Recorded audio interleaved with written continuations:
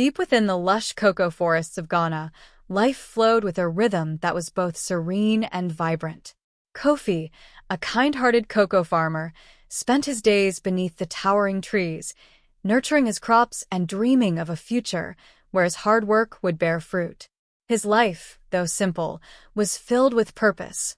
He loved the land, he loved his family, and he loved the village that had shaped him. But his heart yearned for more, for something that couldn't be found in the soil or among the rows of cocoa plants. One day, as he passed through the village on his way to the market, Kofi's eyes caught sight of Ekowa, a beautiful girl with a captivating smile that seemed to light up the entire world around her. Her laugh, soft and melodic, echoed through the air, and her presence carried an undeniable warmth. Something deep inside Kofi stirred, an unfamiliar feeling that spoke of destiny, of a bond waiting to be formed. Ekowa was no stranger to the village. She had grown up among the cocoa farmers, her family tending the same rich land that Kofi worked. She was kind and spirited, with a fiery passion that matched Kofi's gentle heart. The moment their eyes met, something ancient and powerful seemed to awaken in both of them, a connection deeper than mere attraction, as though the universe had conspired to bring their paths together. Soon, they began to see each other regularly, at community gatherings, during village festivals, and even in the quiet moments where they found solace beneath the shade of the ancient cocoa trees. Their love grew quickly, yet beautifully, each moment spent together solidifying a bond that felt destined to withstand time's trials. But this love was not without its challenges. Jealousy began to creep into the hearts of those who had long admired Ekowa. The whispers of envious suitors, the subtle jests from those who wished to claim her for themselves, soon spread like wildfire. People in the village began to notice their growing affection, and with it came rumors, tales of their connections spreading across the community. Some believed their love was too bright, too pure, to go unchallenged. As the days passed, strange occurrences began to cloud their happiness. Kofi's once thriving cocoa crops began to fail, their leaves turning yellow and their fruit shriveling before it could ripen. The once abundant harvest, which had promised a prosperous future, now threatened to bring ruin. It wasn't long before whispers of misfortune spread. Suspicion began to swirl, and the villagers began to wonder if something unseen was at work. Confused and desperate for answers, Kofi turned to the wisdom of the village elders.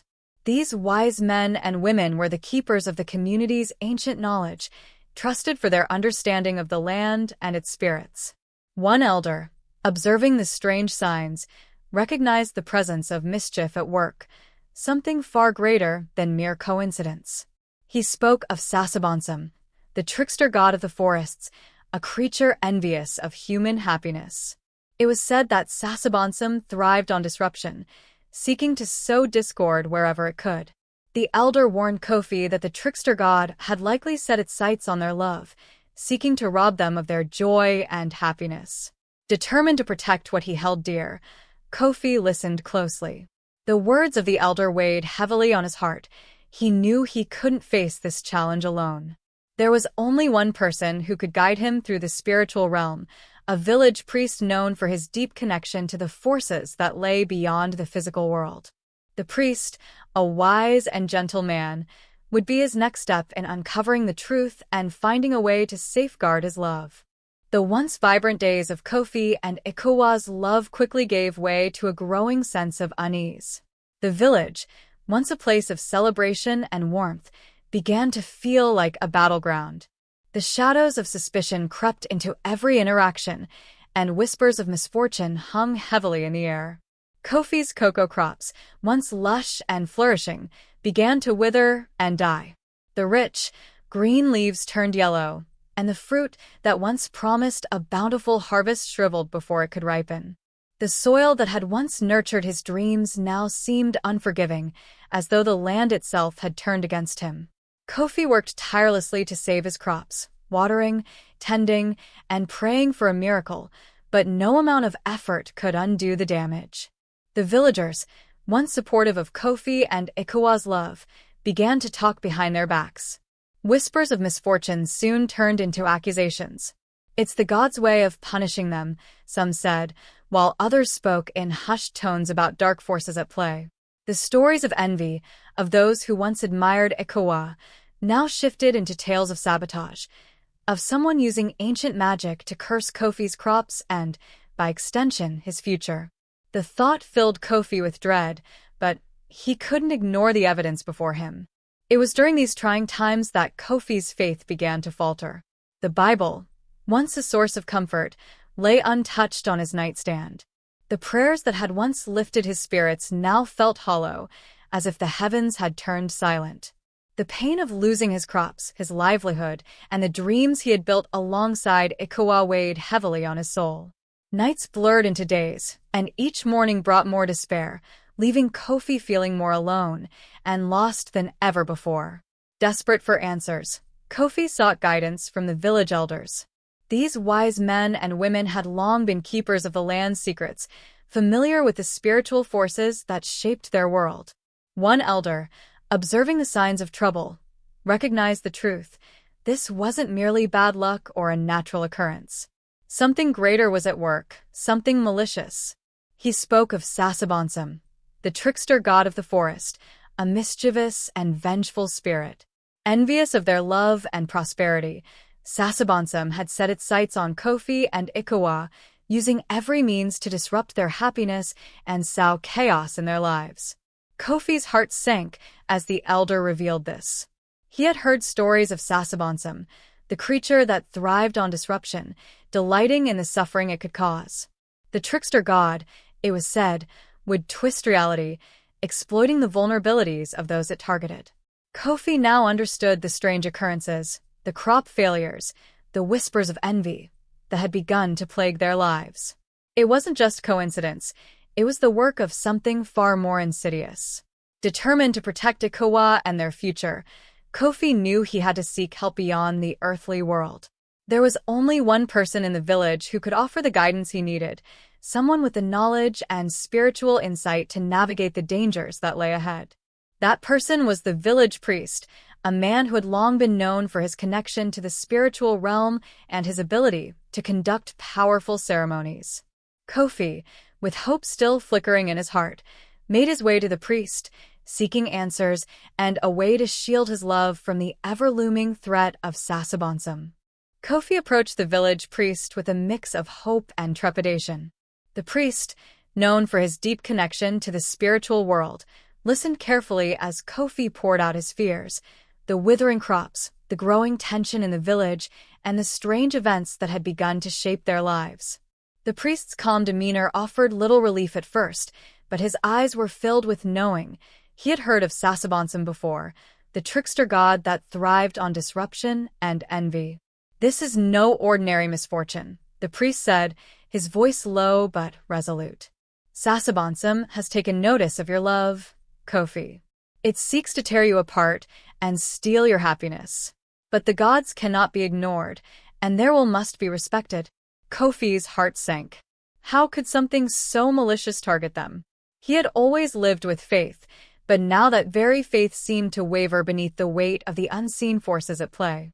The priest, sensing Kofi's inner struggle, offered a solution, a sacred ceremony, one that would invoke the spirits of the forest to protect him and Ikowa. "It is through ritual and devotion that we can appease the trickster and turn its attention elsewhere," the priest explained. Kofi, desperate to save what mattered most, agreed to place his faith in the ceremony. He was prepared to do whatever it took to shield his love from the clutches of Sasabonsum. The priest gathered herbs and sacred objects, tools believed to summon the protective forces of the forest. The ceremony would be held beneath the ancient Odum tree, a sacred place where the village believed the spirits of their ancestors gathered to offer protection. That night, under the canopy of stars, the priest conducted the ritual. Kofi stood beside him, his heart pounding with anticipation and fear. Together, they invoked the spirits, calling upon the ancient forces that resided in the land. The forest grew silent as the ritual began. The air seemed to hum with a strange, almost magical energy, and shadows seemed to flicker around the edges of the clearing. As the priest spoke the ancient words, Kofi's mind raced. He remembered the old proverb the village often recited, Odum tree no ye franca, na eaten dum. The odum tree is not deaf. It hears the prayers of those who seek its help. He clung to that belief, hoping that the spirits would hear his plea and protect him and Ikowa from the trickster's reach. The ceremony continued for hours, as Kofi and Ikowa, unseen but present in spirit, stood hand in hand. They offered prayers, their voices mingling in a quiet harmony, their hearts full of love and determination. Slowly, a sense of peace began to settle over the clearing, a protective force that seemed to extend outward, like a shield around them. The spirits listened, their presence growing stronger, a subtle but powerful force that pushed back against the dark energy looming over them. Still, the battle wasn't over. Sasabonsum's mischief did not cease so easily. As Kofi and Ikowa returned to their lives, the trickster god didn't abandon its plans. The days that followed were filled with strange occurrences, dreams that grew darker and more vivid, filled with shadows and unsettling whispers. Ikowa began to wake with a sense of unease, as if something unseen was watching her.